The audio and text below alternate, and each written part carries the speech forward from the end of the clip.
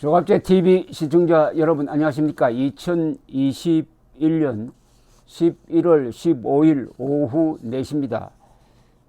김무성 전 미래통합당 의원이고 새누리당 대표를 지냈던 분이 오늘 이준석 대표와 김종인 전 비상대책위원장을 향하여 분열의 리더십으로 윤석열 후보를 흔들지 말라.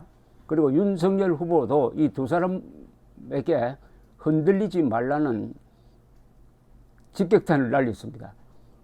그 내용을 소개해 드리겠는데 뭐 제가 평소에 했던 이야기하고 비슷하고 또 일일이 아주 상식적인 이야기를 한 겁니다.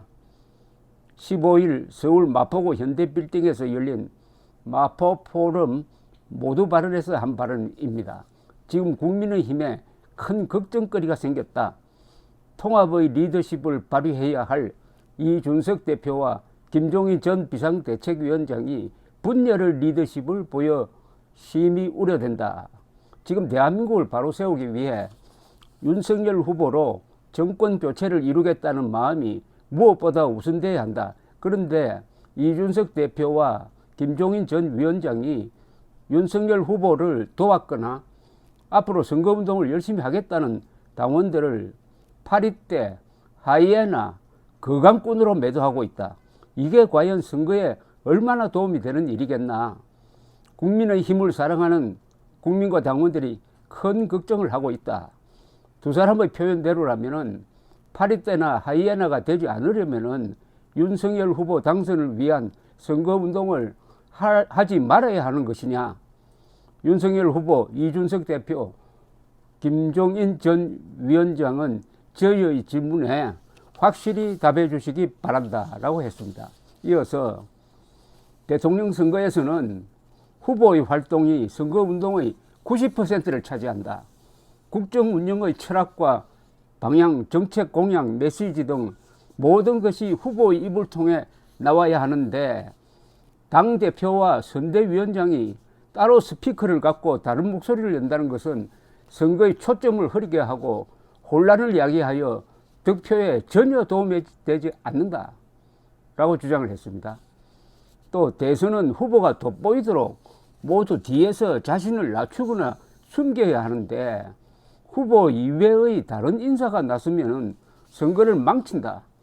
후보가 훌륭해서 대통령에 당선되어야지 제3자가 잘해서 대통령을 만들었다는 말을 듣겠다는 환상에서 깨어나야 한다고 했습니다. 이 김무성 전 의원은 선거를 많이 치른 분이죠. 2012년 박근혜 당시 대통령 후보를 당선시키는데 실무 지휘관 역할을 했던 사람이니까 이 사람이 하는 이야기가 핵심을 더욱 정확하게 짚었다는 생각이 듭니다.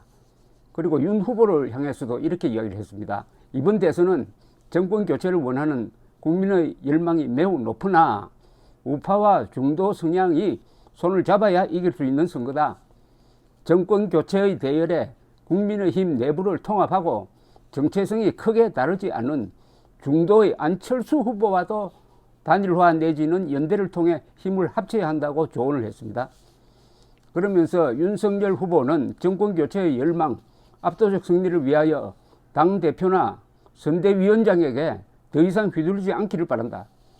저는 조용히 뒷전에서 화해와 통합과 단일화와 연대를 통한 윤 후보의 큰 승리를 위해 최선을 다하겠다라고 했습니다. 마지막으로 이준석 대표와 김종인 전 위원장은 분열의 리더십으로 윤석열 후보를 흔들거나 국가 운명이 걸린 정권 교체에 후회할 일을 더는 하지 마시기 바란다고 강조를 했는데 뭐 하나 뺄 게 없습니다. 너무나 상식적인 이야기를 한 겁니다. 다만 이분이 정치적 비중이 크고 과거에 대통령 선거 같은 이 큰 게임을 지휘를 해본 분이니까 다시 한번 이 문제점이 뭔지 정리가 딱 됩니다. 이 간단합니다. 대통령 선거는 후보 입에서 모든 것이 나와야 하는데 거기에 무슨 김종인, 이준석 같은 사람이 끼어가지고 자기들이 뭐 스타를 좀 해보겠다고 편성해가지고 하다가는 선거를 망친다는 겁니다.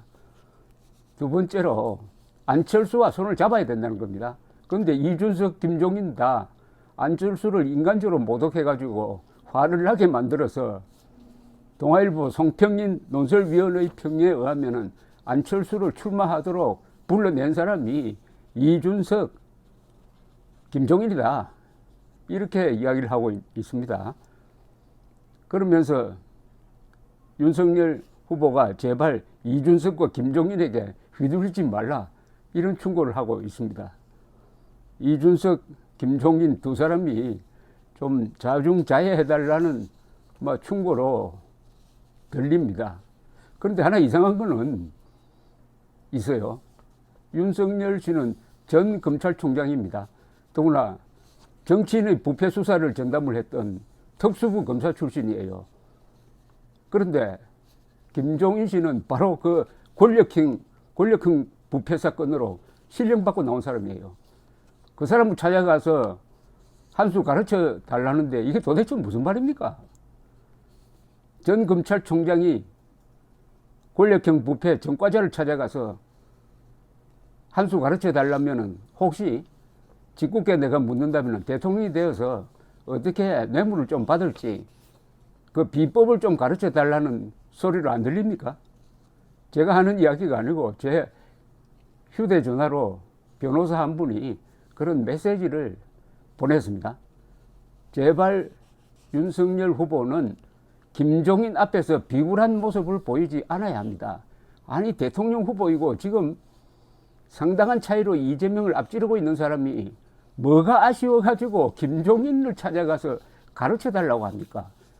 또 이준석의 입을 막아야 합니다. 그럴 힘이 있잖아요. 총재 아닙니까? 사실상 총재. 그리고 이준석은 저 종로구에 출마시켜가지고 거기서 열심히 뛰도록 만들어서 앞으로 정치적으로 성장할 수 있는 기량이 있는지 없는지 한번 테스트도 해보고 이번 대선판에는 그 참견을 못하도록 그렇게 하는 리더십을 윤석열 후보가 보여주지 않으면은 이거 잘못하면 우습게 됩니다. 김종인 같은 사람이 끼어드는 이유가 뭐 뻔한 것 아닙니까? 집권할 가능성이 많으니까 나중에 새로운 정부에서 뭐 국무총리나 뭘 한번 해보겠다는 그런 꿈 아닙니까? 그분이 지금까지 정치 생활하면서 공산당과 싸운 적이 있어요? 그리고 부패와 싸운 적이 있습니까? 한국 정치의 2대 적이 부패와 공산당입니다. 공산주의자입니다.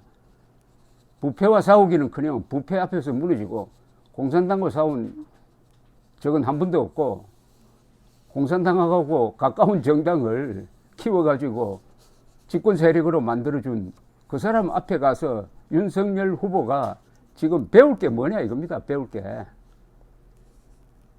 기자들 훈수에 김종인이 하는 수법, 기자들을 대변인 비슷하게 삼아가지고 윤석열 후보에게 훈수하도록 만드는 그런 수법에 넘어가지 않기를 저도 충고합니다. 감사합니다.